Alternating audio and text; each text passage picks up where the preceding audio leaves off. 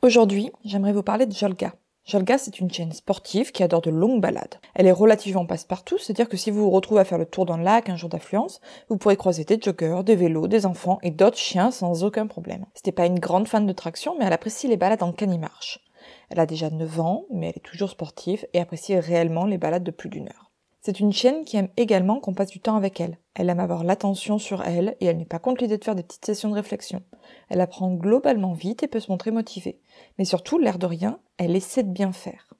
Et ça tombe bien parce qu'on a beaucoup de choses à lui apprendre, notamment en matière de soins coopératifs. Elle peut se montrer sensible à la manipulation et ce sera important de poursuivre dans une voie de coopération. Jolga, à première vue, on pourrait croire que c'est juste un genre de bulldozer, une chienne bourrine qui n'hésite pas et qui fonce. Et oui, ça, c'est elle. Mais derrière cet aspect-là, il y a une grande sensibilité qui peut s'exprimer sans prévenir. C'est pour ça qu'il faut y aller doucement avec elle. Une autre problématique est sa communication. Si vous avancez sur le sujet de la communication canine, vous avez sans doute découvert que la tension musculaire compte énormément. Seulement voilà, la tension musculaire de Jolga, lorsqu'elle est détendue, reste très importante. Ça veut dire qu'elle a l'air un peu toute raide, qu'elle marche sur un rythme un peu militaire, et que ses yeux, tout aussi tendus que le reste de son corps, montrent souvent des petites lunes blanches menaçantes. Elle a vraiment une communication qui la dessert. C'est comme ça, et ça implique que sa future famille va devoir apprendre à la comprendre.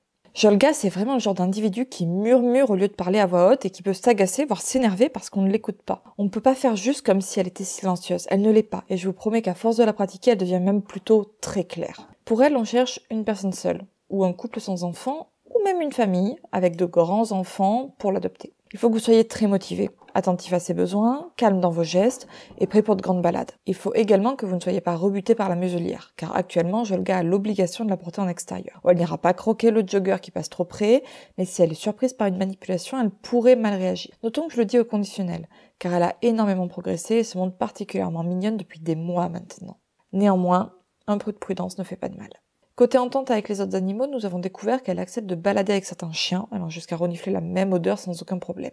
On pourrait donc envisager qu'elle cohabite avec certains chiens, mais il faudra tester leur entente et s'assurer que tout se déroule correctement au sein du même environnement. Par contre, on oublie totalement les chats, les poules et les autres petits animaux qui sont des proies à ses yeux. Jolga vit depuis bien trop longtemps sans famille. Elle a déjà 9 ans. Sincèrement, elle fait de son mieux et je ne doute pas qu'elle pourrait rendre des gens vraiment heureux. Alors, disons juste qu'elle vous attend à la SPA de Vitré.